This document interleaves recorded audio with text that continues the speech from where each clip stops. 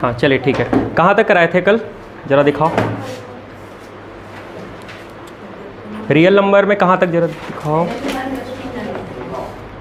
वास्तविक संख्या, अच्छा डेसिमल बता दिए थे। चलिए ठीक, आगे बढ़ते हैं, है ना। रिवाइज करके आए हो कल का? नहीं रिवाइज किए हो? अच्छा एक बार थोड़ा सा जल्दी जल्दी रिवाइज कर लेते हैं, ठीक है।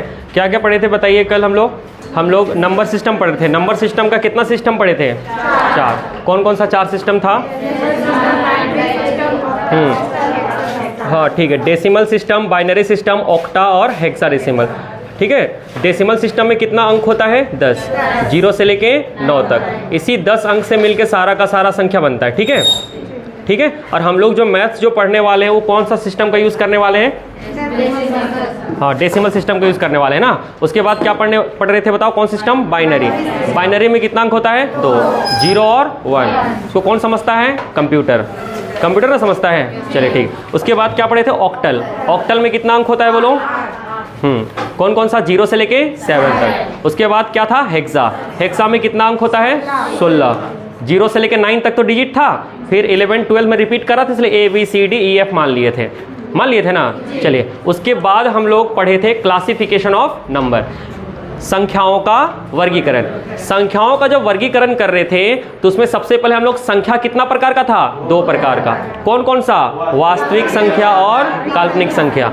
काल्पनिक संख्या को कैसे पहचानते हैं? रूट के अंदर माइनस। अगर रूट के अंदर कभी भी माइनस वाला कोई वैल्यू आया तो वो क्या होता है? काल्पनिक संख्या होता है। उसके बाद हम लोग क्या पढ़ना था? वास्तविक संख्या। वास्तविक संख्या क्या होता है? ऐसा संख्या जिसे संख्या रेखा में प्रदर्शित कर सके। संख्या रेखा बताए थे ना, संख्या रेखा में बीच में होता है 0, राइट साइड में क्या होता है? प्लस वाला, और इधर क्या होता है? माइनस वाला। तुम लोग का राइट, ठीक है, मेरा लेफ्ट हो जाएगा। क्लियर हो गया? अच्छा, तो संख्या रेखा में जो जो संख्या दिख रहा है वो सब का सब वास्तविक संख्या कहलाएगा। लेकिन जब हम लोग संख्या रेखा में देख रहे थे मैग्नीफाइंग ग्लास लगा के, मैग्नीफाइंग ग्लास कागज जलाने वाला जो ग्लास था उसको लगा के जब देख रहे थे ना, तो जो संख्या खाली दिख रहा था वही केवल था क्या? नहीं, उसके बीच में भी बहुत सारा संख्या था ना, उसको हम लोग क्या बोले थे? दशमलव। तो जो हम लोग देखे और देखने से जो पता चला उससे हम लोग को क्या पता चला कि जो वास्तविक संख्या है वो 2 प्रकार का है। कौन कौन सा? पूर्णांक और दशमलव, है ना था। पूर्णांक का मतलब होता है जो जिसमें डेसिमल ना रहे। जैसे मान लो 5 पूर्णांक है कि नहीं है? 8 पूर्णांक है कि नहीं है? लेकिन 8.3 पूर्णांक है क्या? नहीं, ये तो डेसिमल है।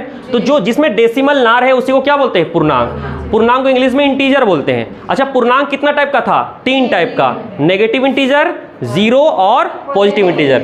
0 एक अलग से पूर्णांक होता है। 0 ना तो प्लस होता है ना ही माइनस होता है, हमेशा ध्यान रखना। क्लियर हो रहा है ना? अच्छा, इसके बाद हम लोग बात किए थे किसका? दशमलव का। तो दशमलव को भी जब देखे थे 3 एग्जाम्पल दिए थे ना, 1/2, 1/3 और 22/7। तो इसका एग्जाम्पल जब दिए थे तो उसमें हम लोग को यह पता चला था कि जो दशमलव था ना भाई वो 2 प्रकार का था।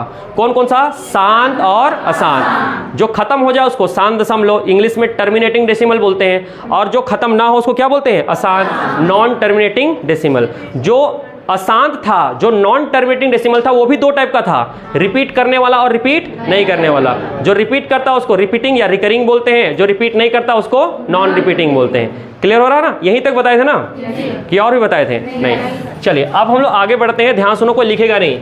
हम लोग को अब जो पढ़ना है ना डिटेल से जो पढ़ना है ना वो धनात्मक पूर्णांक के बारे में पढ़ना है। अच्छा एक चीज और बताए थे, धनात्मक पूर्णांक कहां से स्टार्ट होता है? 1 से। अरे 1 से ना स्टार्ट होता है। धनात्मक पूर्णांक कहां से स्टार्ट होता है? 1 से। 1 2 3 4 करते करते कहां से जाएगा? इन्फिनिटी तक। तो जो 1 से स्टार्ट होता है उसको क्या बोलते हैं? प्राकृत संख्या, नेचुरल नंबर, बताए थे ना। और जो 0 से स्टार्ट होता है उसको क्या बोलते हैं? पूर्ण संख्या, होल नंबर। यहां तक बताए थे। चलो यहां तक हम कल का क्लास में पूरा पढ़ाए थे। अब हम लोग उसी से आगे बढ़ते हैं, ध्यान सुनिएगा। अब हम लोग को जो डिटेल से पढ़ना है ना वो पढ़ना है धनात्मक पूर्णांक के बारे में। किसके बारे में? ठीक है, धनात्मक पूर्णांक के बारे में पढ़ना है, ध्यान सुनिएगा। तो हम लोग का जो टॉपिक है धनात्मक, कोई लिखेगा नहीं, ध्यान से पहले समझो, धनात्मक पूर्णांक, ठीक है। इंग्लिश में इसको हम लोग बोलते हैं पॉजिटिव इंटीजर, ठीक है, पॉजिटिव इंटीजर। अच्छा, अगर हम पॉजिटिव इंटीजर की बात करें तो बताओ कहां से वैल्यू होगा? 1 2 3 डॉट डॉट डॉट डॉट कहां तक? इन्फिनिटी तक। तो यहां से यहां तक का जितना भी वैल्यू है वो सब का सब क्या कहलाता है? धनात्मक पूर्णांक। इसके बारे में डिटेल से पढ़ना है हम लोग को, ठीक है। अब डिटेल से पढ़ना है सर, तो क्या क्या पढ़ना है इसमें? ठीक है, क्या क्या पढ़ना है देखो। तो सबसे पहले हम लोग इसमें पढ़ेंगे, ठीक है, सम संख्या, क्या पढ़ेंगे? सम संख्या। एकदम छोटा से छोटा चीज को बता रहे हैं, ठीक है। बहुत लोगों को आता भी है, बहुत लोगों को नहीं भी आता है, हर सबको पता चल जाएगा। सम संख्या को इंग्लिश में बोलते हैं इवन नंबर। क्या बोलते हैं? Even number. पहले हम लोग सम संख्या के बारे में पढ़ेंगे, ठीक है। उसके बाद हम लोग पढ़ेंगे किसके बारे में? विषम संख्या के बारे में। विषम संख्या, ठीक है। विषम संख्या इंग्लिश में इसको बोलते हैं ऑड नंबर, ठीक है। ऑड नंबर क्या होता है ये समझेंगे। इसके बाद हम लोग समझेंगे अभाज्य संख्या। क्या समझेंगे? अभाज्य संख्या। अभाज्य संख्या को इंग्लिश में बोलते हैं प्राइम नंबर। क्या बोलते हैं? प्राइम नंबर, ठीक है। इसके बाद हम लोग समझेंगे ये सब का सब धनात्मक पूर्णांक का ही टाइप है, ठीक है भाई। अभाज्य संख्या के बाद हम लोग समझेंगे भाज्य संख्या। भाज्य संख्या। भाज्य संख्या को इंग्लिश में बोलते हैं कंपोजिट नंबर। क्या होता है? Composite number. इसके बाद हम लोग समझेंगे सह अभाज्य संख्या। सह अभाज्य संख्या, ये टर्म को अगर आप नहीं समझोगे ना तो अगर आगे अच्छा जब सवाल आता है ना तो उसमें बोलेगा माना ए और बी दो सह अभाज्य संख्याएं हैं। अब तुमको सह अभाज्य संख्या के बारे में नहीं पता चलेगा तो सवाल का बनाओगे तुम लोग? समझ में आ रहा है ना? तो इसीलिए हम हर एक टर्म को समझाते हैं। सह अभाज्य संख्या को इंग्लिश में बोलते हैं को प्राइम नंबर। क्या बोलते हैं? को प्राइम नंबर। ध्यान रखिएगा ये सह अभाज्य संख्या के बारे में इसका बहुत ज्यादा यूज होगा एलसीएम एचसीएफ चैप्टर में, ठीक है। जब हम आप लोगों को एचसीएफ पढ़ाएंगे ना तो एचसीएफ में जब हम आप लोगों को डिफरेंस मेथड बताएंगे तब वहां पे इसका यूज होगा। तो हम अभी बता दे रहे हैं, उस समय तुम लोग से हम पूछेंगे, ठीक है। और नहीं बताओगे तो फिर देख लेना, ठीक है। 6 नंबर में जो होगा वो होगा जुड़वा अभाज्य। क्या आएगा? जुड़वा अभाज्य। जुड़वा अभाज्य को इंग्लिश में ट्विन प्राइम बोलते हैं। ट्विन का मतलब होता है जुड़वा, ट्विन प्राइम नंबर, ठीक है। Twin prime number. इसके बाद जो 7th जो टॉपिक आएगा वो आएगा संपूर्ण संख्या। संपूर्ण संख्या कहीं कहीं सही संख्या, कहीं कहीं पूर्ण संख्या, कुछ भी बोलता है संपूर्ण संख्या। लेकिन इंग्लिश में एक ही चीज बोलेगा, क्या पता है? परफेक्ट नंबर, ठीक है। Perfect number. और एग्जाम में सवाल भी आया है कि 2 अंकों का परफेक्ट नंबर बताइए कौन सा है, ठीक है। तो ये चीज ध्यान रखना। तो पहले परफेक्ट नंबर तो समझेंगे तो इसके बाद क्लियर हो गया। ये इतना सारा चीज हम लोग को पढ़ना है। किसके बाद? किसमें? धनात्मक पूर्णांक के बारे में। क्लियर हो रहा है ना? इसके बाद जो बचेगा लास्ट में, ठीक है, कौन सा यार 8 हो गया ना, इसमें आएगा रेशनल नंबर, ठीक है। परिमेय संख्या, परिमेय और अपरिमेय संख्या।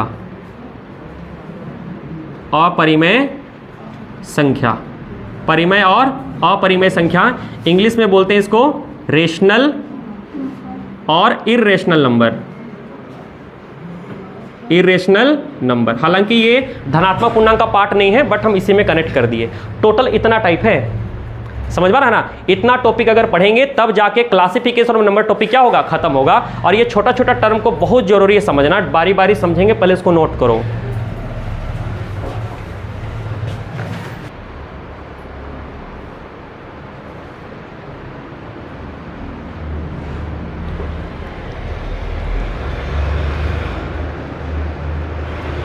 फ्राइडे सैटरडे आप लोग का साइंस होगा, ठीक है। फ्राइडे सैटरडे साइंस में जितना भी पढ़े हो उससे आगे कंटिन्यू करा देंगे हम। सर फिजिक्स ख़त्म कर दिए ना? फिजिक्स सब आता है फिजिक्स में? हाँ,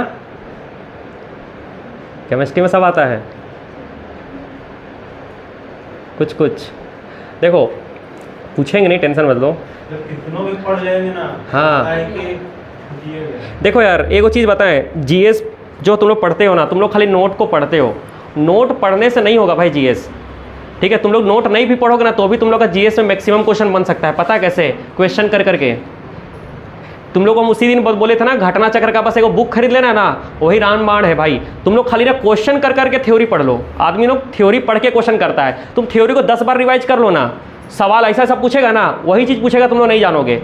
इसीलिए क्वेश्चन कर करके अगर थ्योरी पढ़ेंगे ना तो हम लोग बहुत ज़्यादा कर लेंगे। तो आप लोगों को जैसे घटना चक्र का इस बुक आता है ना, वो बुक ले लो और उसका थ्योरी पढ़ो। और उसमें क्या है ना, एक क्वेश्चन है, उस क्वेश्चन का जस्ट नीचे उसका एक्सप्लेनेशन भी दिया हुआ है। तो एक क्वेश्चन से तो एक चीज़ मिल गया, उसका एक्सप्लेनेशन में भी कुछ इंपॉर्टेंट पॉइंट को क्या कर लो, अंडरलाइन कर लो, बस उसी से होगा। ठीक है, यूज़ नहीं करेंगे। जो पढ़ा रहे ना यही सब बाद में ट्रिक बन जाएगा, याद रखना। ये सब जो पढ़ा रहे ना सब यही सब बाद में क्या बनेगा, ट्रिक बनेगा। क्लियर हो रहा है ना? तो चीज़ आप ध्यान रखिएगा, थोड़ा सा नजरिया को बदलना पड़ेगा। सारा नोट कर लिए? चलिए 1 बाई 1 हम लोग एक एक चीज समझेंगे। सम संख्या, विषम संख्या, अभाज्य, भाज्य, सहभाज्य, जुड़वा, संपूर्ण, परिमेय। ठीक है, हम जानते हैं मैक्सिमम लोग बहुत कुछ आता है और बहुत कुछ नहीं भी आता, तो जो लोग आता है वो लोग प्लीज चुप रहना, और जो लोग नहीं आता वो लोग ध्यान से देखना। सबसे पहले किसके बारे में पढ़ेंगे, बोलो सम संख्या। बताओ सम संख्या क्या होता है, अगर कोई आइडिया है तो। हाँ सिंपल है, ऐसा संख्या जो 2 से कट जाए, ऐसा संख्या जो 2 से कट जाए वो क्या होगा, बोलो सम संख्या। जो 2 से कट जाए मत बोलो विभाज्य है, विभाजित है ना, जो 2 से विभाजित हो जाए, है ना। देख लेना भाई, मेरा हिंदी का थोड़ा सा स्पेलिंग थोड़ा सा अच्छा नहीं है, ठीक है। जो 2 से क्या हो जाए, विभाजित हो जाए, जो 2 से कट जाए वो सब क्या है, बोलो सम संख्या। एग्जाम्पल बता सकते हो क्या, एग्जाम्पल बताओ, एग्जाम्पल। 2, 6, 8, 10। हाँ 2, 8, 6, 8, 10 हाँ 4, 8 आगे पीछे काहे में जो भी है। जीरो है कि नहीं है, जीरो सम संख्या है कि नहीं। हाँ अब देखो, तुम लोग जो बचपन में पढ़े हो और ये पढ़ो, यही गलती है। बचपन में हम लोग को आज तक सर लोग यही समझाए थे ना, 2, 4, 6, 8, 10, 12, 18, 20, 22, 25, 28 जो भी है ये सब क्या है, सम संख्या है। लेकिन कभी ये बताए -4 सम संख्या है कि नहीं है, बताओ तो। -4 सम संख्या है, -4, -8, -10, -12, -16 ये सब सम संख्या है क्या, क्या वो बोलो भाई, पढ़े हो सम संख्या बताओ। माइनस नहीं है, कौन बोला ऐसा कि नहीं है। देखो एक बार तो हम जो डेफिनेशन लिखा है जरा डेफिनेशन को देखो, जो 2 से कटेगा वही ना सम संख्या होगा। हम ये बोले हैं क्या कि माइनस होगा तो नहीं होगा, ये तो बोल देते ना यहाँ पे 2 से कटना भी चाहिए और माइनस भी ना हो, ऐसा लिख देते ना। लेकिन ऐसा लिखे हैं क्या, नहीं। हम तो सिंपल बोले यार, ऐसा संख्या जो 2 से कटे, प्लस में रहे माइनस में रहे डजंट मैटर, फर्क नहीं पड़ता, 2 से कटना चाहिए। तो 2 से ही नहीं कटेगा क्या, ये नहीं कटेगा क्या, ये सब सम संख्या है, समझ में आ रहा है ना। 0 भी सम संख्या है, 4 भी सम संख्या है, 8, 10, 12, 16, -20 सब सम संख्या है, क्योंकि सब 2 से कटता है। बस यही ना गलती है कि बचपन से लेके आज तक बस सर लोग हम लोग को माइनस वाला बताई भी नहीं किया है, खाली प्लस वाला बताया है, तो बस दिमाग में खप गया, समझ में आ रहा है ना। तो इसीलिए बोले थे कि अधूरा ज्ञान क्या होता है, खतरनाक होता है। इसीलिए बस जो हम बता रहे हैं उसको ध्यान समझो। तो भैया सम संख्या क्या होगा, जो 2 से कट जाए, प्लस में भी हो सकता है माइनस में भी हो सकता है, कोई फर्क नहीं पड़ता है। लेकिन हम लोग गणित में जो यूज करते हैं ना मैक्सिमम, वो क्या होता है, प्लस वाला यूज करते हैं। अच्छा अगर कोई पूछेगा बताओ सबसे छोटा सम संख्या कौन सा है, तो क्या बोलना, तो बोलना नहीं पता, माइनस में भी तो जा रहा है यार, अरे है कि नहीं है। अब बताओ 0 से छोटा -2 नहीं है क्या, -2 से छोटा -8 है, माइनस उधर -10, -12, माइनस अनंत, तो सबसे छोटा सम संख्या बोलेगा ना, तो क्या बोलना, ज्ञात नहीं किया जा सकता। लेकिन अगर बोलेगा कि सबसे छोटा धनात्मक सम संख्या कौन सा है, तो क्या बोलना, 2। 0 तो धनात्मक ऋणात्मक कुछ नहीं होता, तो अगर बोलेगा सबसे छोटा धनात्मक सम संख्या कौन सा है, तो क्या करेंगे आंसर, 2। लेकिन अगर बोलेगा सबसे छोटा सम संख्या क्या है, धनात्मक ऋणात्मक कुछ ना बोले, तो क्या बोलेंगे, ज्ञात नहीं किया जा सकता, क्योंकि माइनस में भी तो जाएगा उधर। अब माइनस में कहां तक जाएगा पता है क्या, नहीं, समझ में आ रहा है ना। तो ये चीज ध्यान रखना। तो सम संख्या क्या होता है, जो 2 से कट जाए, वो प्लस में भी हो सकता है और माइनस में भी हो सकता है, समझ में आया, क्लियर हो गया। दूसरा पॉइंट, ये एग्जाम्पल हो गया इसका, ठीक है भाई। अब देखो थोड़ा अच्छा से लिख लेते हैं यार इसको। एग्जाम्पल क्या होगा बोलिए, 0 होगा, 2 होगा, 4 होगा, -4 होगा, -8 होगा, -16 होगा, ETC है ना, और भी हो सकता है। तीसरा पॉइंट क्या है, ध्यान रखिएगा, इसका जनरल फॉर्म, सम संख्या का जो जनरल फॉर्म होता है, जनरल फॉर्म। अब बोलोगे सर ये जनरल फॉर्म क्या है, जनरल फॉर्म का मतलब नहीं जानते हैं। जनरल फॉर्म का मतलब होता है सम संख्या बनाने वाला मशीन, सम संख्या बनाने वाला मशीन। इधर से संख्या डालेंगे उधर से सम संख्या निकलेगा, इधर से आलू डालेंगे उधर से सोना निकलेगा, वाला पढ़े सुने हो ना डायलॉग, बस वही चीज है। तो सम संख्या बनाने का जो मशीन होता है वो होता है 2n। सम संख्या को हमेशा किस फॉर्म में लिखा जाता है, 2n के फॉर्म में लिखा जाता है। बोलोगे सर n क्या है, तो n का मान कुछ भी हो सकता है, 0, 1, 2, 3, 4 एंड सो ऑन, कुछ भी होगा। n का मान कुछ भी रखो, हमेशा क्या मिलेगा, सम संख्या मिलेगा। क्या मिलेगा, सम संख्या। इसीलिए तो इसको बोले ना सम संख्या का मशीन है। और देखो करके देखते हैं, अगर n का मान 0 रखोगे, कहां पे, यहां पे, तो रखो भाई। अच्छा एक बार बताओ, इसके बीच में कुछ नहीं मतलब क्या है? गुणा है। तो 2 गुणा n का मान क्या रखोगे? 0। तो 2 का 0 से गुणा करो तो 0 आएगा। 0 सम संख्या है कि नहीं है? अच्छा n का मान 1 रखो। n का मान अगर 1 रखोगे तो 2 गुणा 1, 2 एका 2, सम संख्या है कि नहीं है? अगर n का मान 2 रखोगे तो n का मान 2 रखो तो 2 गुणा 2 बराबर 4, सम संख्या है कि नहीं है? कहाँ रख रहे हैं? यहाँ रख रहे हैं। समझ में आ रहा है ना? अगर n का मान 3 रखोगे तो n का मान 3 रखो तो 2 गुणा n का मान क्या रखो? 3, कितना आएगा? 6, सम संख्या है कि नहीं है? अगर n का मान 4 रखोगे तो क्या आएगा? 2 गुणा 4 बराबर कितना आएगा? 8, सम संख्या है कि नहीं है? तो यहाँ पे n का मान कुछ भी रखो हमेशा क्या मिलेगा? सम संख्या। इसीलिए इसको हम लोग बोले सम संख्या का ये क्या है? जनरल फॉर्म है। जनरल फॉर्म का मतलब होता है सम संख्या बनाने का मशीन। कुछ भी डालेंगे सम संख्या ही बनेगा। समझ में आ गया यहाँ तक? कोई डाउट नहीं ना यहाँ तक? चलो, तो सम संख्या में हम लोग नया चीज क्या समझे कि माइनस वाला भी सम संख्या हो सकता है। सम संख्या का मतलब होता है 2 से कटने वाला संख्या। वो प्लस में भी हो सकता है, माइनस में भी हो सकता है। ध्यान रखिएगा, नोट करिए यहाँ तक जल्दी से। और कोई डाउट है तो जल्दी से पूछ लो। डाउट को जल्दी से पूछ लो। डाउट कुछ भी नहीं रखना है तो दिक्कत हो जाएगा। हैं गुप्ता जी, तुमको डाउट है कि नहीं है? तुमको तो डाउट हुआ ना, तो तुमको BIT मिश्रा में एडमिशन कल करवा देंगे।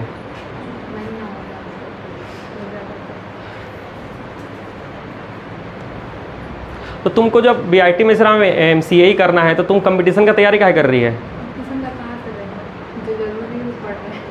अच्छा, जो जरूरी वो पढ़ रही है। रीजनिंग आता है, उसमें आएगा एंट्रेंस एग्जाम में। अच्छा, मैथ्स आएगा। 12th का मैथ पूरा कंप्लीट हो गया? क्या पढ़ रही है?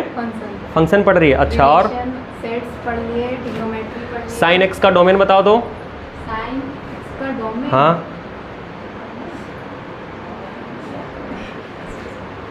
बताओ, साइन एक्स का डोमेन कितना होगा? पूछेगा ना। फंक्शन पढ़ी है, और क्या पढ़ी है? सेट थ्योरी पढ़ी है, और कैलकुलस पढ़ी? कैलकुलस, इंटीग्रेशन सब नहीं पढ़ी? इंटीग्रेशन सब नहीं पढ़ी?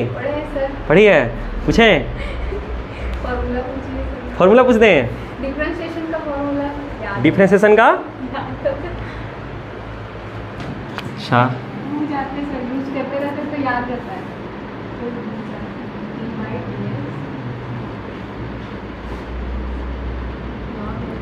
इसका डिफरेंशिएशन करके दिखाओ दो।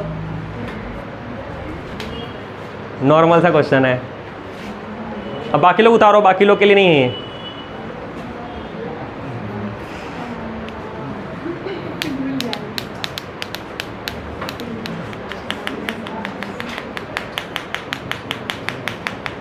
कौन सा मेथड लगे, खाली यही बता दो बस। चेन रूल तो नहीं लगेगा सर? चेन रूल नहीं लगेगा? नहीं सर, चेन। अच्छा, तो क्या लगेगा? U इंटू भी मेथड। हाँ सर, वो वाला, उसमें माइनस एक फॉर्मूला प्लस में था और एक माइनस में था। तो वही बताओ, फॉर्मूले बता दो। U इंटू भी का क्या होता है? U divide by DX V plus V divide by DX U, यही ना था? हाँ सर। हाँ चलो ठीक, पढ़ लेना, हो जाएगा। आ जाओ, इस यूज करते रहते तो याद है। हाँ हो जाएगा। चलो, ये हो गया, नोट कर लिए सारा? हाँ आ जाओ भाई। अरे हम भी आधा दिन अपना आधा लाइफ तो खाली 11th 12th का मैथ पढ़ा के बिताए हैं।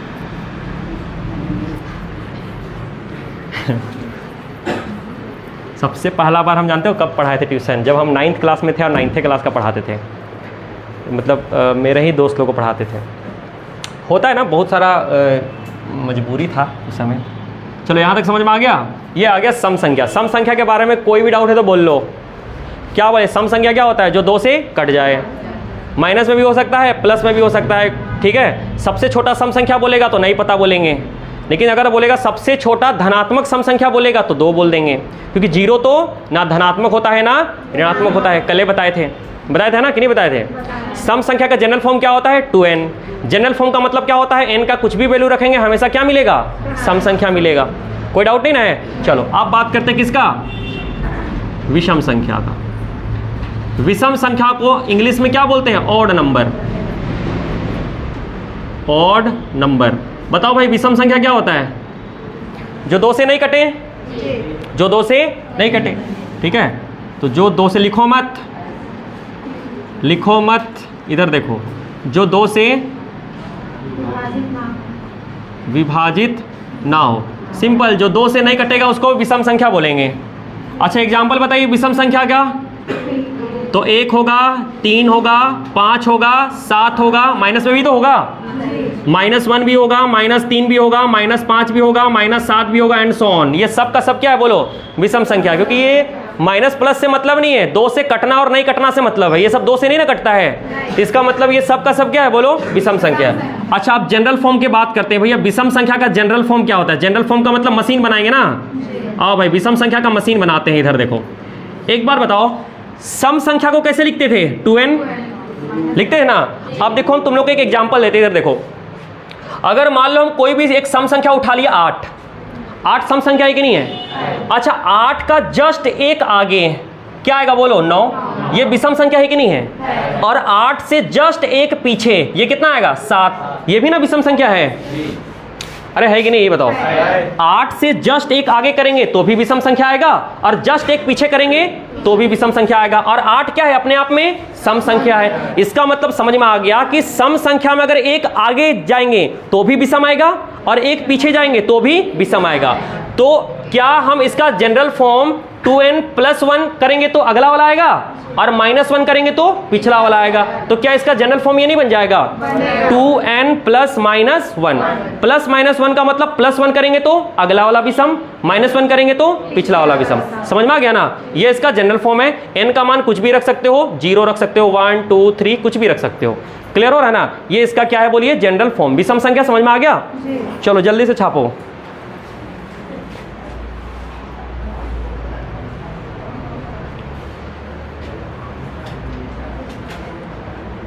और तुम लोग को हम कितना बार बोले हैं कि ग्रेजुएशन में क्या करोगे तुम? 90% लागे। बहुत लोग जो दिमाग लगाता है ना कि हम ग्रेजुएशन करेंगे, डिग्री लेंगे, डिग्री का इधर पोथा धर के क्या करोगे? भैया तेरा पढ़ाई का तभी वैल्यू होगा जब तुम कोई गवर्नमेंट जॉब करोगे, ठीक है? क्योंकि हम लोग का जो इंडिया है ना, इंडिया में सबसे ज़्यादा गवर्नमेंट जॉब को ही आदमी वैल्यू देता है। लेकिन अगर फॉरेन वगैरह में जाओगे ना, अमेरिका वगैरह में, गवर्नमेंट जॉब को कोई वैल्यू नहीं देता। सब कहीं ना कहीं क्या करता है? प्राइवेट सेक्टर पे ही, क्योंकि वहाँ प्राइवेटाइजेशन ज़्यादा है ना। और अभी कुछ दिन के बाद ना अब इंडिया में भी क्या होगा? प्राइवेटाइजेशन हो जाएगा। समझ में? क्योंकि धीरे धीरे सब हो रहा है। तो अब जो बच्चा लोग पैदा हो रहा है ना, वो लोग ना गवर्नमेंट जॉब का तैयारी नहीं करेगा, वो लोग प्राइवेट जॉब का तैयारी करेगा, क्योंकि उस लोग का बड़ा होते तक ना मैक्सिमम प्राइवेटाइजेशन हो जाएगा। ठीक है, गवर्नमेंट जॉब का वैल्यू नहीं रह पाएगा। तो अभी हम लोग के समय में ही बस गवर्नमेंट जॉब का क्रेज होगा कुछ, और आने वाले जनरेशन, अगला जनरेशन, लेकिन उसके बाद जो होगा वो लोग प्राइवेट जॉब का ही तैयारी करेगा। ध्यान रखना। और उस समय कंपटीशन और खतरनाक होगा। और अच्छा भी है प्राइवेटाइजेशन एक तरीक़ा से। क्रिएटिविटी को ज़्यादा फोकस करना चाहिए ना, रटा रटाया ज्ञान पे। ऐसे भी हम लोग का जो न्यू एजुकेशन पॉलिसी आया ना 2020 में, वो क्या बोलता है कि भैया आप रटा रटाया ज्ञान नहीं करना है, आप क्रिएटिविटी मतलब नया कुछ खोज के ऊपर वो लोग जोर दे रहा है। इसी तरीक़ा से पढ़ाई को जो है डिजाइन कर रहा है। इसलिए देखना स्मार्ट स्कूल सब बना रहा है। देख रहे हो, आदर्श विद्यालय सब बन रहा है कि नहीं? गुमले में देखो एसएस बॉयज़, उसमें देखना कैसे कैसे बनाएगा, पूरा लैब वगैरह बनाएगा, बढ़िया स्मार्ट बोर्ड में पढ़ाएगा, ताकि बच्चा लोग उसको विजुअलाइज कर पाए कोई भी कॉन्सेप्ट को। ठीक है, तो ये चीज़ ध्यान रखना। क्योंकि कोई भी गवर्नमेंट एग्जाम जो होता है वो 55% ही तो मांगता है एलिजिबिलिटी, कि नहीं बोलता है? योग्य कैंडिडेट कितना ग्रेजुएशन में मात्र कितना चाहिए? 50 से 55% मैक्सिमम 60% तो नहीं, 55% में हो जाता है। तो एक बार बताओ, 90% वाला लोग को भी वही वैल्यू दिया, और जो 55% लाया वो भी वही वैल्यू दिया, तो हम क्यों दिमाग लगाएं भाई? जो समय हम ग्रेजुएशन पे लगा रहे हैं, हम वो समय कंपटीशन एग्जाम पे लगाएंगे। भाई मेरा जो 3 साल है, उस 3 साल में अगर हम कंपटीशन का तैयारी अच्छे से कर लिए, तो मेरा फाइनल ईयर होते होते ना हम कहीं ना कहीं एग्जाम में सेटल जॉब निकाल लेंगे, कोई एग्जाम का वैकेंसी निकाल देंगे। हाँ, तो न्यू एजुकेशन पॉलिसी में 4 साल का कर दिया है। ठीक है, खैर कोई भी जितना भी करे कोई फ़र्क नहीं पड़ता है। लेकिन मेरा कहने का मतलब ये है ना कि आप जो ग्रेजुएशन पे ज़्यादा दिमाग लगाते हो ना, लगाओ। ऐसा नहीं कि नहीं लगाओ, पढ़ो, बट इतना ही पढ़ो जिससे कि क्या हो जाए, ज़्यादा टॉप भी नहीं करना हम लोगों को, फर्स्ट डिवीज़न आ जाए बस, ताकि हम कोई भी एग्ज़ाम जो रहे उसको हम लोग क्या कर सकें, भरने के लिए एलिजिबल हो जाए। ऐसा तो नहीं बोलता है कि जिसका 90% लाएंगे उसको ज़्यादा हम छूट देंगे नौकरी में, ऐसा तो नहीं बोलता है। मेरा कहने का मतलब ये है ना कि आपको कंपटीशन पे थोड़ा सा ज़्यादा ध्यान देना चाहिए। बाकी जब सब भी है, कंप्यूटर क्लास है, बहुत सारा चीज़ है, वो भी कर सकते हो शौक के लिए। ठीक है, लेकिन तुम लोग तो उल्टा काम करते हो, जिस पे फोकस करना चाहिए उस पर करते नहीं हो, और जिस पे नहीं करना चाहिए उस पर फोकस करते हो। गुमला का आधा स्टूडेंट लोग तो कंप्यूटर क्लास करके बैठल है, का सबको जॉब दे दिया है? सब टेली और ये वो सब कर रहा है कि नहीं कर रहा है? हैं? सब दिमाग उधर लगा रहा है भाई, कंपटीशन पे दिमाग ही नहीं लगा रहा है। अरे भैया जो कंपटीशन एग्जाम में जो कंप्यूटर पूछता है ना, वो खाली तुम लूसेंट को पढ़ दोगे ना, उतने में हो जाएगा। तो हम क्यों दिमाग लगाएं उधर, ही बताओ ना। अब बताओ, तुम इतना ग्रेजुएशन बीएससी एमएससी जो भी किए हो और तुम लोग जाके क्या करोगे? टेली करोगे। टेली करके दुकानें में काम करना है तो काहे बीएससी एमएससी करो, डायरेक्ट 10वीं पास करके टेली कर लो। हाँ, खोल लो दुकान में बैठ के बिलिंग काटते रहना। भाई ऐसा थोड़ी है भाई, तुम बताओ ग्रेजुएशन करने के बाद टेली कर रहा है आदमी। भाई इतना ज़्यादा वो लोग अपना रास्ता से भटक गया है ना कि क्या बोलें। भाई तुम लोग का जो मेन है ना, अगर तुम लोग को ग्रेजुएशन कर लिए हो और तुम लोग को कुछ करना है तो यही है, जो पढ़ रहे हो ना, यही सब तुम लोग का काम देगा आगे। ठीक है, टेली उली सेकेंडरी चीज़ है। अगर आदमी कहीं कुछ नहीं किया तो चलो टेली करके बैठ जाएंगे दुकान उकान में, वो बात है, लास्ट पोजीशन है। समझ में आ रहा है ना, ये सब है। पर क्या बोलें यार, ठीक है। बट तुम लोग बस यही चीज़ करो कि ज़्यादा फोकस कंपटीशन पे करो। अरे निकलेगा, कोई दिक्कत नहीं। एक बार आदमी फेलियर के बाद ऐसा थोड़ी कि किस्मते वाला लोग जो होता है जिसको एक ही बार में जॉब हो जाता है, लेकिन बहुत बार बहुत लोग फेल होता है। लेकिन ऐसा थोड़ी कि हार मान जाएंगे। और हमेशा टारगेट ना बड़ा सोचो। तुम लोग एसएससी जीडी टारगेट करते हो, एसएससी जीडी टारगेट करोगे भाई ना तो एसएससी जीडीओ नहीं निकलेगा, याद रखना। समझ रहे हो? अगर एसएससी जीडी टारगेट करोगे तो एसएससी जीडी भी नहीं निकलेगा। हमेशा एसएससी सीजीएल टारगेट करो। सीजीएल का क्वेश्चन लगाओ, टफ क्वेश्चन लगाओ। ज़्यादा टफ थोड़ी आता है, जब क्वेश्चन कराएंगे तो तुम लोग को पता चल जाएगा। कुछ टफ नहीं आता, हम लोग का अप्रोच गलत है करने का। हम लोग सोचने ही नहीं जानते, क्वेश्चन को जैसा सोचना है ना वैसा सोचते ही नहीं है, इसीलिए हम लोग से सवाल नहीं होता। ठीक है, तो हमेशा बड़ा टारगेट लेंगे ना तो छोटा टारगेट ऑटोमेटिक अचीव हो जाएगा। तो इसीलिए कभी भी जब सवाल लगाओ तो हमेशा एसएससी सीजीएल को टारगेट करके लगाओ। अब बोलोगे सर मेरा इंग्लिश वीक है। अरे भाई पढ़ो ना, इंग्लिश वीक है तो इतना सारा ऑनलाइन प्लेटफॉर्म है, इतना सारा यूट्यूब में सब चीज़ कंटेंट मिल रहा है, एक बार पढ़ो तो। रील्स देखने से थोड़ी होता है कुछ चीज़, ठीक है, ध्यान रखना। आ जाओ, पॉजिटिव इंटीजर के बारे में पढ़ रहे थे। तो पॉजिटिव इंटीजर में हम क्या क्या पढ़ा दिए? सम संख्या और विषम संख्या। ये तो सब लोग को पता है। अब जो नहीं पता वो बता रहे हैं। अब सम संख्या और विषम संख्या तुम लोग को हम पढ़ाए तो जरूर, लेकिन इसका एग्जाम में क्वेश्चन में यूज क्या है? अब ऐसा तो नहीं बोलेगा बताओ निम्न में से कौन सा विषम संख्या है, ये तो नहीं पूछेगा। पूछेगा तो कुछ अच्छा ही पूछेगा। तो ध्यान रखना, एक क्वेश्चन आया था, उस क्वेश्चन में इसका यूज हुआ था और वो हम तरीका भी बता रहे, फिर बाद में जब सवाल कराएंगे ना तो हम उसको इंप्लीमेंट भी करेंगे। सब लोग को पता भी है। एक बात बताओ, सम संख्या को क्या बोलते हैं इंग्लिश में? Even number. इसलिए हम उसको ई से दिखाएंगे। किससे दिखाएंगे? ई से। और विषम संख्या को क्या बोलते हैं? Odd number. इसलिए उसको किससे दिखाएंगे? ओ से।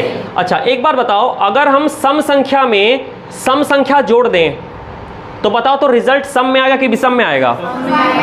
अब बोलोगे सर इसको कैसे बताएं? तो कोई भी एक एग्जाम्पल ले लो। यहाँ पे क्या ले लो? 8। यहाँ पे क्या ले लो? 6। 8 + 6 कितना हो गया? 14। सम संख्या है कि नहीं है? इसका मतलब सम संख्या में सम संख्या को जोड़ेंगे तो क्या आएगा? सम संख्या। अच्छा अगर घटा देंगे तो? घटा देंगे तो भी सम संख्या आएगा। एग्जाम्पल ले लो, 8 में से 6 घटा दो तो कितना बचेगा? 2। सम संख्या है कि नहीं है? तो सम संख्या में सम संख्या जोड़ेंगे या फिर सम संख्या में सम संख्या घटाएंगे तो भी रिजल्ट हमेशा क्या आएगा? सम संख्या आएगा, ये ध्यान रखना। अच्छा अब ऑड नंबर का बात करें, विषम संख्या का। अगर विषम संख्या में विषम संख्या जोड़ दें तो बताओ तो रिजल्ट किस में आएगा? सम संख्या में आएगा। एग्जाम्पल ले लो, एगो को 7 ले लो और एक को 3 ले लो। 7 और 3 10। सम संख्या है कि नहीं है? तो भैया विषम संख्या में विषम संख्या जोड़ेंगे तो सम में आएगा रिजल्ट। किस में आएगा? सम में आएगा। और घटाएंगे तो भी किस में आएगा? सम में। अगर कंफ्यूजन होता है तो कोई भी एक एग्जाम्पल लेके वेरीफाई करा सकते हो। यहाँ तक कोई डाउट नहीं ना है? चलो, सम को सम से भिड़ा दिए, विषम को विषम से भिड़ा दिया। अब सम को विषम से भिड़ा देते हैं, क्या होता है? अच्छा अगर हम इवन नंबर में ऑड नंबर को जोड़ दें तो बताओ तो रिजल्ट किस में आएगा? तो कोई एग्जांपल ले लो, 4 ले लें और इसको क्या ले लें? 3 ले लें। 4 और 3 कितना होता है? 7। सम है कि विषम है? विषम है। तो ऑड आएगा नहीं आएगा? तो भैया अगर सम संख्या में विषम संख्या को जोड़ दो या फिर घटा दो तो हमेशा क्या आएगा? विषम संख्या आएगा, ऑड नंबर आएगा। आएगा कि नहीं आएगा? घटाने वाला भी देख सकते हो, 7 में से 3 घटा दो कितना आएगा? अच्छा सॉरी, 6 लेंगे ना एक, तो 6 में से 3 घटाएंगे कितना आएगा? 3। ये ऑड आएगा कि नहीं आएगा? तो ये चीज समझ में आ गया? तो ध्यान रखिएगा, सम में सम को जोड़े या सम में सम को घटाए, रिजल्ट हमेशा सम। विषम में विषम को जोड़े या विषम में विषम को घटाए, हमेशा सम। सम में विषम को जोड़े या घटाएं, हमेशा क्या आएगा? विषम। अब गुणा वाला भी देख लो भाई, ठीक है। गुणा वाला का अगर हम बात करें तो बताओ, अगर सम संख्या में सम संख्या का गुणा करें तो रिजल्ट हमेशा क्या आएगा? सम संख्या। एग्जाम्पल लेके देख सकते हो, 4 और 2, 4 दूना 8, सम संख्या आएगा। अगर आप मान लो सम संख्या में विषम संख्या का गुणा करो तो बताओ रिजल्ट किस में आएगा? सब में सम में आएगा भाई। अरे ले लो ना यार एग्जाम्पल, 2 ले लो और इसको ले लो 3, 3 दूना 6, सम संख्या है कि नहीं है? तो सम संख्या आएगा। बोलो बात समझ में आया? नोट करो, इसका यूज करेंगे आगे हम लोग। हो गया? चलिए, तो सम संख्या विषम संख्या समझ में आ गया, ठीक है, क्लियर हो गया ना? सम भी बता दिए, विषम भी बता दिया, और इसके बीच का प्रॉपर्टी ये भी ध्यान रखना। क्लियर हो रहा है ना? ये आगे यूज होगा, जब हम यूज करेंगे तब हम आप लोगों को फिर से बताएंगे कैसे कैसे यूज किए। चलिए अब बताओ अगला क्या पढ़ना है? अभाज्य और भाज्य, यही ना पढ़ना है? अभाज्य संख्या पढ़ना है ना? चलिए, अभाज्य संख्या और भाज्य संख्या। अभाज्य संख्या को इंग्लिश में क्या बोलते हैं? Prime number. और भाज्य संख्या को क्या बोलते हैं? कंपोजिट। अब मेरा बात को ध्यान सुनो, भाज्य संख्या, अभाज्य संख्या और शाह अभाज्य संख्या, ये 3 को दिख रहा है ना? ये 3 बहुत बहुत इंपॉर्टेंट है, बहुत ज़्यादा इंपॉर्टेंट है। इतना इंपॉर्टेंट है ना कि क्या बोले कितना इंपॉर्टेंट है। क्यों? क्योंकि अगर ये 3 चीज़ को नहीं समझे तो तुमको एलसीएम एचसीएफ समझ ही नहीं आएगा। अगला चैप्टर एलसीएम एचसीएफ है ना? एलसीएम एचसीएफ का चैप्टर है, समझ नहीं आएगा। हम जानते हैं मैक्सिमम लोगों को ना एलसीएम एचसीएफ निकालने आता है, क्योंकि बचपन में गुरुजी लोग सिखाएं ऐसा ऐसा करके एलसीएम निकालो, लेकिन एलसीएम का मतलब किसी को नहीं आता कि एलसीएम और एचसीएफ बोलते किसको हैं। हम गारंटी देते हैं किसी को नहीं, वो तो फुल फॉर्म ना आता है तुमको, लोवेस्ट कॉमन मल्टीपल। मल्टीपल क्या होता है पता है? नहीं समझ में आ रहा है ना? तो बस यही प्रॉब्लम है, तो हो जाएगा, दिक्कत नहीं है। हम जान रहे हैं ना, गलती हम लोग के साथ हुआ है, मेरे साथ भी हुआ है भाई, ठीक है? तो हम लोग को जो सर लोग हैं ना, जो हम लोग स्कूल वगैरह में पढ़े हैं, वो एलसीएम एचसीएफ निकालने जानते हैं। और एलसीएम एचसीएफ निकालने जानते जरूर हो, लेकिन उसका मतलब पता होना बहुत जरूरी है, क्योंकि कॉम्पिटिटिव एग्जाम में ऐसा ऐसा क्वेश्चन आता है ना, अगर तुम एलसीएम एचसीएफ का मतलब नहीं जानोगे ना, सवाल नहीं कर पाओगे। एक एग्जाम्पल लेते, एक क्वेश्चन आता है, 4 घंटी है जो 10, 20 और 30 सेकंड के अंतराल में बजती है ना? 10 मिनट का टाइम में बताओ कितना बार बजेगी? अब इसमें तुमको कहीं बोला है एलसीएम निकालो? नहीं बोला है। कहीं बोला है एचसीएफ निकालो? लेकिन तुमको अब पता तो करना पड़ेगा ना। अब बताओ, इस सवाल में कुछ बोला ही नहीं है, तो तुम क्या कैसे जानोगे कि एलसीएम निकालना है कि एचसीएफ? तो ये तुम तभी जानोगे जब तुमको एलसीएम और एचसीएफ का मतलब पता होगा। समझ में आ रहा है ना? तो उस पर बात करेंगे बाद में। चलिए, तो ये जो बाद का जो अभी 3 टॉपिक बताने वाले, कौन कौन सा? LCM, prime number, composite number और को प्राइम नंबर, भाज्य संख्या, अभाज्य संख्या और शाह अभाज्य संख्या। ये तीनों बहुत ज़्यादा इंपॉर्टेंट है। शाह अभाज्य संख्या का तो और ज़्यादा इंपॉर्टेंट है, क्योंकि एचसीएफ निकालने में हम यूज़ करेंगे, ठीक है? आओ उसको पहले आराम से समझते हैं, क्योंकि ये जो देखो यार, अभी का जो 2-3 चैप्टर है, कौन कौन सा चैप्टर हम बता दे रहे हैं? Number system, LCM HCF, ratio. ये जो 3 चैप्टर है ना, ये कोर सब्जेक्ट है भाई, बेसिक है। अगर ये 3 चैप्टर को अच्छे से कर लिए, और एक परसेंटेज, अगर ये 4 चैप्टर को अच्छे से कर लिए, तो तुम लोग को अर्थमेटिक मैथ में कोई दिक्कत नहीं होगा। Profit loss, compound interest, simple interest, कोई दिक्कत नहीं होगा। हम लोग को पता है दिक्कत क्यों होता है? क्योंकि हम लोग को ये चैप्टर रेशियो का मतलब ही नहीं पता है, क्योंकि पूरा का पूरा सब चैप्टर में रेशियो का ही यूज होने वाला है और परसेंटेज का ही यूज होने वाला है। इसीलिए जो शुरू का जो 3-4 चैप्टर पढ़ा रहे हैं ना, उसको ढंग से पढ़ लेना, अपसेंट मत करना, और अपसेंट नहीं करने का ही तुम लोग को हम उपाय भी कर रहे हैं, ठीक है? चलो आ जाओ, अब हम बात करते हैं किसका? भाज्य संख्या, अभाज्य संख्या और सह अभाज्य संख्या। अभी कोई लिखेगा नहीं, इधर देखो, भाज्य संख्या, अभाज्य संख्या और सह अभाज्य संख्या। देखो यार, इसको समझने से पहले हमको 2 टर्म को समझना बहुत जरूरी है। अगर ये 2 टर्म को समझ गए तो भाज्य संख्या, सह अभाज्य संख्या और अभाज्य संख्या सब समझ में आ जाएगा। अब बोलोगे सर वो कौन सा 2 टर्म है? तो ध्यान रखना, पहला को बोलते हैं गुणनखंड। क्या बोलते हैं? गुणनखंड। गुणनखंड को समझना बहुत जरूरी है। और दूसरा जो है वो है गुणज। दूसरा क्या है बोलो? गुणज। एक को बोलते हैं गुणनखंड और एक को बोलते हैं गुणज। गुणनखंड को इंग्लिश में बोलते हैं फैक्टर। क्या बोलते हैं? फैक्टर। और गुणनखंड को बोलते हैं मल्टीपल। इंग्लिश मीडियम हो, हिंदी मीडियम हो, उर्दू मीडियम हो, कोई मीडियम हो, कोई फर्क नहीं पड़ता, सब बता देंगे, ठीक है? आ जाओ, गुणनखंड और गुणज, ये 2 चीज को समझना बहुत जरूरी है। क्योंकि पता है अगर इसको नहीं समझोगे ना तो तुमको एलसीएम एचसीएफ भी समझ में नहीं आएगा। क्योंकि एलसीएम का फुल फॉर्म होता है लोवेस्ट कॉमन मल्टीपल। मल्टीपल यहाँ पे आया। एचसीएफ का फुल फॉर्म क्या होता है? Highest common factor. फैक्टर यहाँ पे आया। अगर ये 2 चीजें को नहीं समझोगे तो एलसीएम एचसीएफ कहाँ समझ में आएगा? ठीक है, इसीलिए उसको यहीं पे समझ लो अच्छे से। अब बोलोगे सर ये गुणनखंड और गुणज सुना सुना तो लगता है, सुने भी होगा ना, गुणनखंड निकालिए, बचपन में बहुत निकालते थे, निकालने बोलते थे तो हम लोग ऐसा ऐसा तोड़ तोड़ के निकालते थे, है भाई? तो देखो समझो आप कि गुणनखंड है क्या एक्चुअली में। तो हम आप लोगों को ना एग्जांपल से समझाते हैं। देखो, अगर मान लो हम तुमको बोले यार 10 का गुणनखंड बताइए। किसका बताइए? 10 का गुणनखंड। 10 का क्या बताइए? गुणनखंड। तो 10 का गुणनखंड का मतलब होता है ऐसा कौन कौन सा संख्या है जो 10 को काटेगा।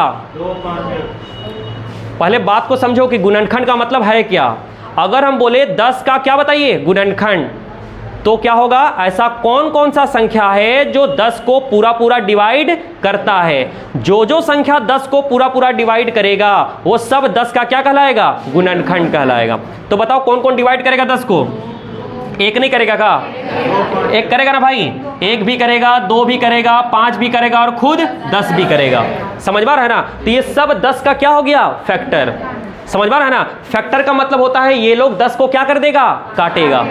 समझ में आ रहा है ना? बेचारा 10 कट गया। 20 का बताओ। अगर हम बोले 20 का फैक्टर, तो 20 का फैक्टर का मतलब कौन कौन सा संख्या 20 को काटेगा। तो 20 को कौन कौन काटेगा? 1 काटेगा, 2 काटेगा, 5 काटेगा, 10 काटेगा और 20। अच्छा, चारों काटेगा है ना? 4 काटेगा, 5 काटेगा, 10 काटेगा और 20 काटेगा। ये सब 20 का क्या हो गया? फैक्टर। अगर हम बोले यार 100 का फैक्टर बताइए, किसका बताइए? 100 का।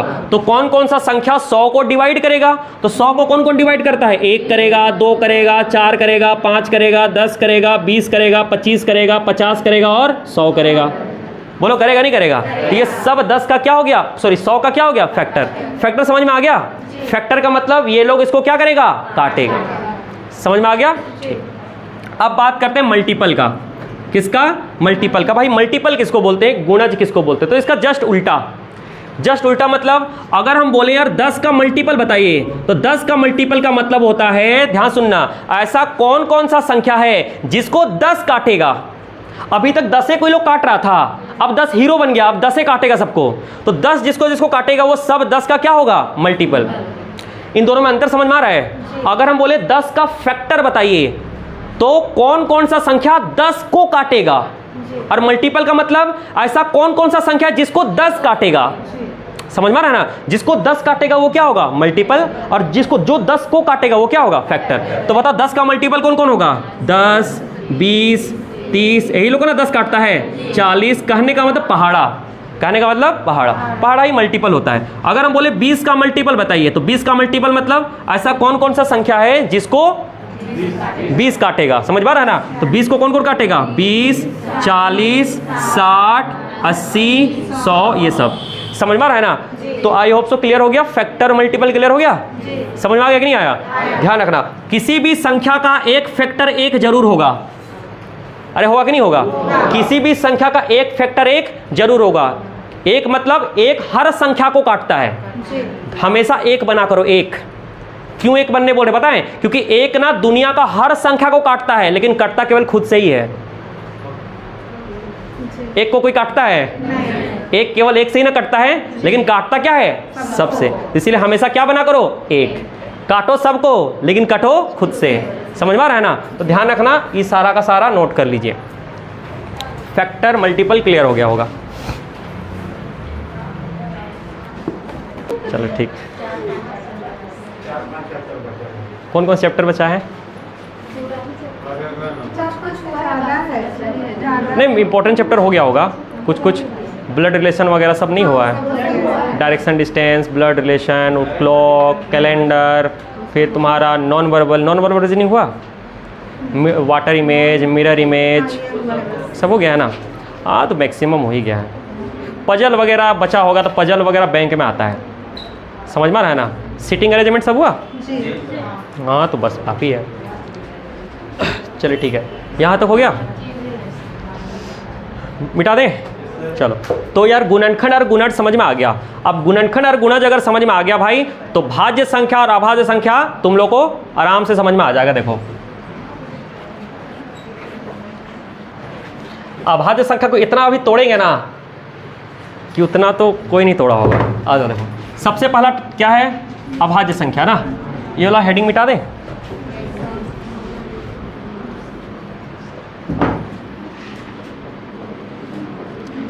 अभाज्य संख्या कोई लिखेगा नहीं। अभाज्य संख्या को इंग्लिश में क्या बोलते हैं? Prime number. अभाज्य संख्या को रूट संख्या भी कहते हैं। क्या? अब पता नहीं यार, उतना हिंदी हमको नहीं पता यार। रूढ़ संख्या बोलते होंगे, है ना?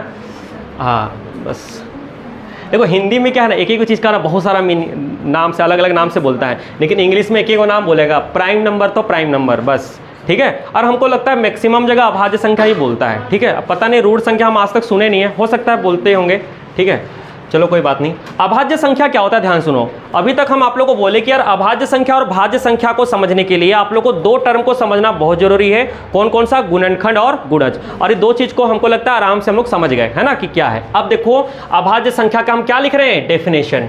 अभाज्य संख्या क्या होता है, ऐसी संख्या, ऐसा संख्या जिसका केवल दो गुणनखंड हो, दो गुणनखंड हो, ठीक है।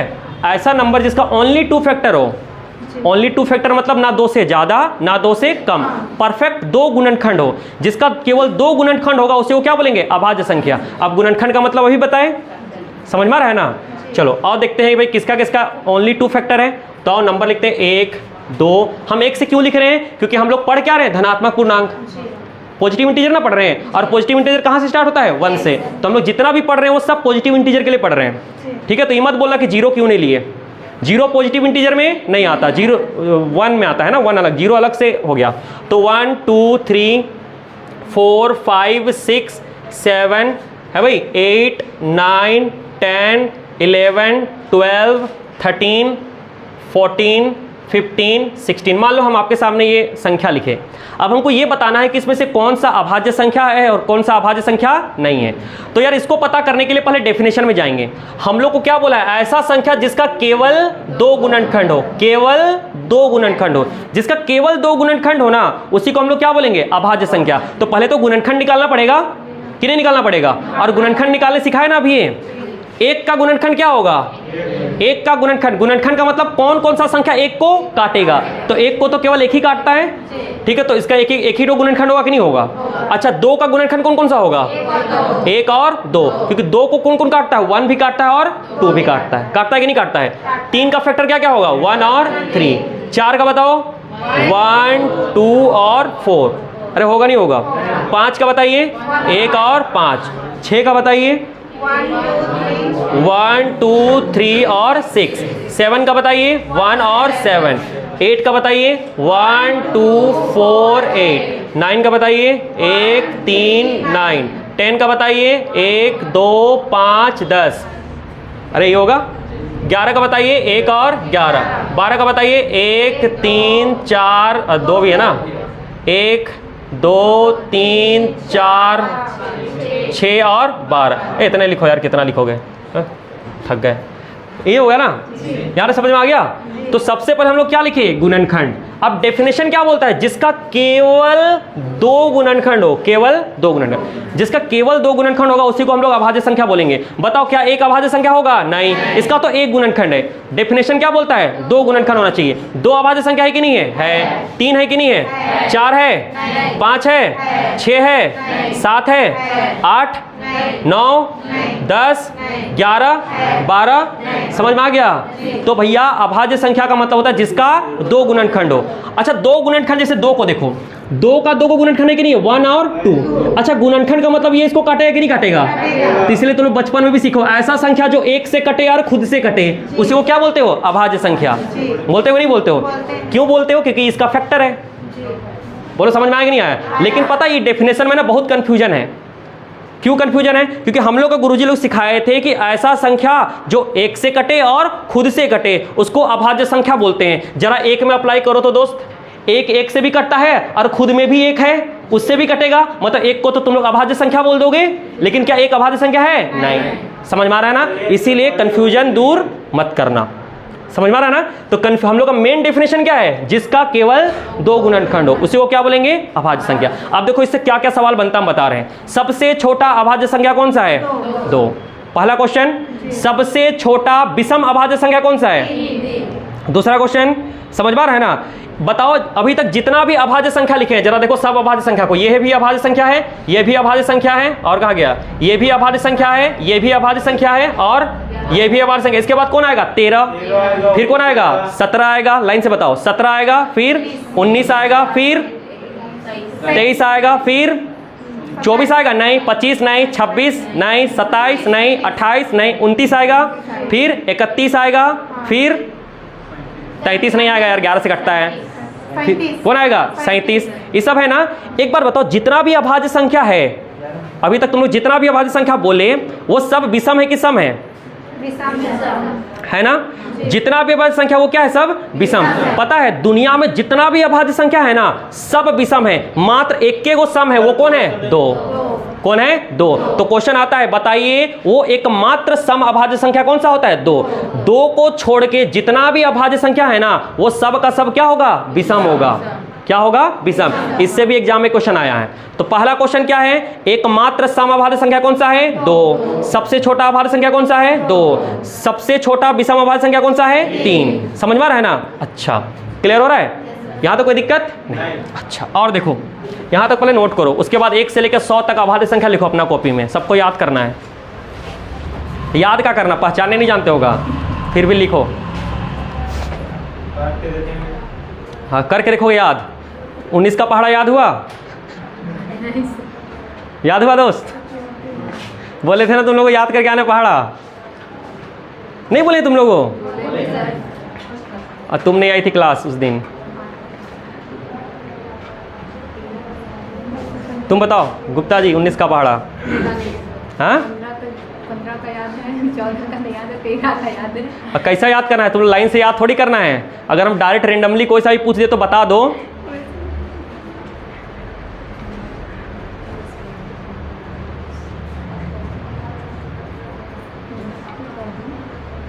क्या याद नहीं आवत है?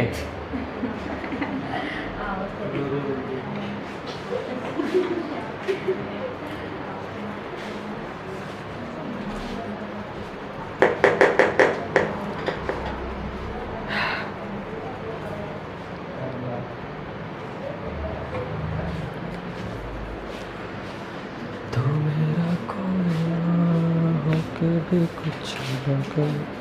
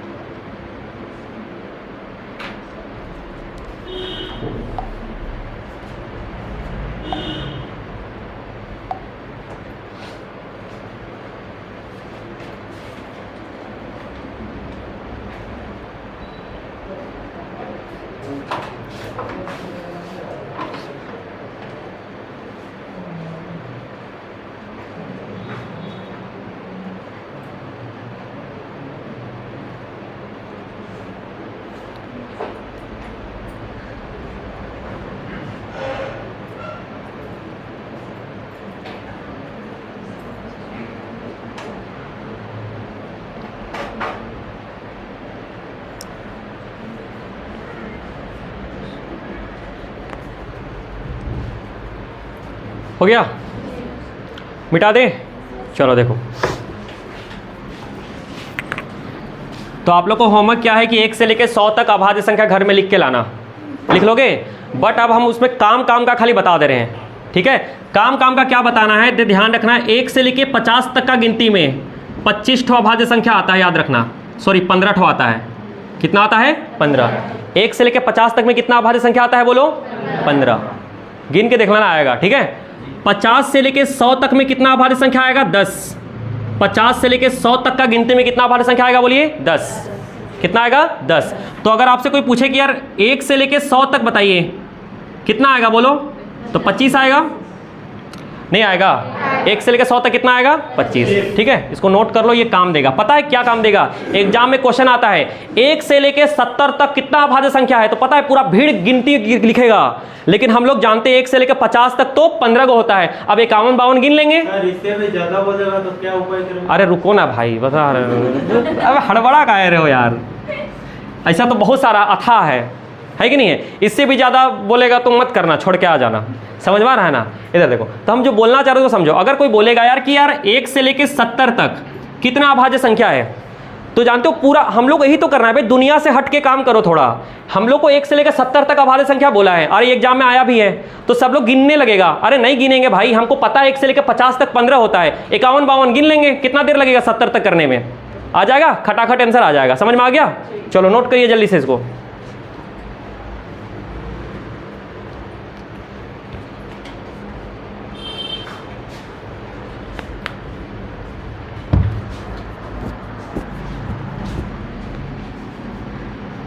चलो इसको ज़्यादा चूल काट रहा है तो लिख लो भाई। 1 से लेके 200 तक 46 आता है और 1 से लेके 1000 तक 168 आता है। जाओ, कितना आता है? 168 गो अभाज्य संख्या आता है। ठीक है, लिख लो। 1 से लेके 200 तक इसका कोई उपाय नहीं है कि निकाल सके? नहीं है, उपाय बताएंगे बाद में। जल्दी जल्दी नोट करो, पूरा लिख लो। ठीक है, 1 से लेकर 50 तक 15 अभाज्य संख्या, 50 से लेकर 100 तक 10 अभाज्य संख्या, 1 से लेकर 100 तक 25 अभाज्य संख्या, 1 से लेकर 200 तक 46 अभाज्य संख्या और 1 से लेकर 1000 तक 168 अभाज्य संख्या आता है। ठीक है, ये सब याद रखना। हालांकि आप लोगों को इतने तक याद रखना, उससे ज़्यादा नहीं पूछता है। ठीक है, बट फिर भी भाई बोला तो बता दिए। ठीक, चल क्लियर हो गया? तो अभाज्य संख्या में ये चीज़ समझ में आ गया होगा। अच्छा, कुछ कुछ को उसको लिखे तुम लोग, सबसे छोटी अभाज्य संख्या, इसको लिखने का जरूरत है? अरे दिमाग में घुस गया भाई, सबसे छोटा अभाज्य संख्या 2 है, विषम अभाज्य संख्या 3 है, सब समझ आ गया ना? उसको लिखने उखने का जरूरत नहीं है। ठीक है, अच्छा और भी देखो अभाज्य संख्या के बारे में और थोड़ा सा मूल ज्ञान की प्राप्ति करते हैं। किसका? मूल ज्ञान। हाँ, मूल ज्ञान क्या क्या है? तो ये पहला मूल ज्ञान है। दूसरा मूल ज्ञान आओ समझते हैं। पता है कैसे कैसे क्वेश्चन आया था? देखो, सबसे पहला अभाज्य संख्या हो गया 2, फिर क्या आएगा बोलो? 3, फिर आएगा क्या? 5, फिर क्या आएगा? 7, फिर क्या आएगा? 11 आएगा ना? 11 आएगा, फिर 13, ऐसे आगे आएगा ना? पता है एक बार एग्जाम में क्वेश्चन आया था, पता है कैसे क्वेश्चन आया था? स्टूडेंट लोग फंसता क्यों है हम ये भी बता दे रहे हैं। गणित लोग का हार्ड इसलिए लगता है क्योंकि वो लोग थ्योरी उस टाइप का कभी पढ़ा ही नहीं है। अब देखो हम बताते हैं, ये दिख रहा है 3, 5 और 7, दिख रहा है 3, 5 और 7। देखो 3 में अब कितना जोड़ेंगे तो 5 आएगा, और 5 में कितना जोड़ेंगे तो 7 आएगा। देखो ये सेम सेम गिफ्ट में आ रहा है कि नहीं आ रहा है? और बाकी कोई भी अभाज्य संख्या सब अल्टरनेट आ रहा है, अंदाजी कुछ भी। 2 में 1 जोड़ेंगे तो 3, 3 में 2 जोड़ेंगे तो 5, 5 में 2 जोड़ेंगे तो 7। चलो यहाँ तक 2 का आया। अब 7 में 2 जोड़ेंगे तो 11 आएगा क्या? 7 में कितना जोड़े तो 11 आएगा? 4। अंदाजी गैप आ गया ना? तो ध्यान रखना 2 के अंतर में आने वाला अभाज्य संख्या का सेट कौन कौन सा है? मात्र यही है, 3, 5 और 7। एग्जाम में क्वेश्चन पूछ सकता है, बताइए वो कौन कौन सा अभाज्य संख्या है जो 2 के अंतर में आता है? तो कौन सा होगा? 3, 5 और 7। इससे क्वेश्चन आया था एग्जाम में, समझ में आया? पता कैसे क्वेश्चन आया था? देखो एक क्वेश्चन डेमो के तौर पर देते हैं। मान लेते हैं 3 अभाज्य संख्या है, 3 अभाज्य संख्याएं इस प्रकार है। 3 अभाज्य संख्याएं इस प्रकार हैं। किस प्रकार हैं? n, n+2, n+4। ठीक है, 3 अभाज्य संख्याएं, तीनों क्या है? प्राइम नंबर है। किस फॉर्म में? n, n+2, n+4। तो 4n+5 का वैल्यू क्या होगा, इसका मान बताना है। अब इस सवाल को अगर नहीं जानोगे ना तो तुम लोग का दिमाग खराब हो जाएगी। क्या पूछा है, समझ नहीं आया सवाल। 3 अभाज्य संख्या दिया है, वो इस फॉर्म में दिया है, और आपको किसका मान पूछा है? 4n+5। जो पूछा है पहले उस पर फोकस करो। पूछा ये ना है, बता इसका मान तुम कब निकाल सकते हो? जब तुमको n का मान पता रहेगा। n का मान पता चल गया तो आंसर आ जाएगा। अरे आएगा नहीं आएगा? अब n का मान निकालेंगे कैसे? n का मान निकालने के लिए कोई लॉजिक भी तो नहीं दिया है, बस इतना दिया है कि ये तीनों क्या है? अभाज्य संख्या है। अच्छा, ये भी अभाज्य संख्या है, ये भी अभाज्य संख्या है, ये भी अभाज्य संख्या है। तो एक बार बता, इसका जरा अंतर देखो तो इसमें कितना का अंतर है? 2 का। अरे 2 का अंतर। इसमें भी कितना का अंतर है? 2 का। और अब अभी बताए कि 2 का अंतर में आने वाला अभाज्य संख्या तो यही है मात्र 3, 5 और 7। अरे है कि नहीं है? इसका मतलब तुम बोल सकते हो कि n का मान कितना है? 3, और इसमें ना 2 जोड़ोगे तो कितना आएगा? 5। तो फिर ये क्या आएगा? 7। तो n का मान नहीं मिल गया? 3। अरे मिला कि नहीं मिला? अगर n का मान 3 मिल गया तो रख दो भाई, 4 गुणा 3 प्लस 5, तो 4 तिया 12, 12 और 5 17, आंसर 17 आ जाएगा। समझ में आ रहा है? देखो इस तरह का क्वेश्चन पूछता है। अभी क्वेश्चन तुम तभी कर पाओगे जब तुम थ्योरी पढ़े हो ना भी अच्छा से, प्राइम नंबर का मूल ज्ञान प्राप्त किए हो। समझ में रहा है ना। तो ये चीज ध्यान रखना, 2-2 के गैप में आने वाला प्राइम नंबर कौन कौन सा है, मात्र 3, 5 और 7। समझ में रहा है ना। इससे क्वेश्चन आया है, नोट करो उसको जल्दी से।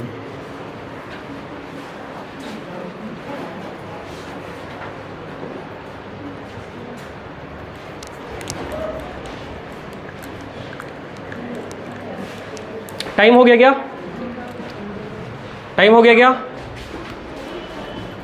टाइम हो गया क्या? हाँ टाइम हो गया, ठीक है। चलिए बाकी हम लोग कल बात करते हैं। क्लियर हो रहा है ना। धन्यवाद, थैंक यू। बंद कर दो उसको।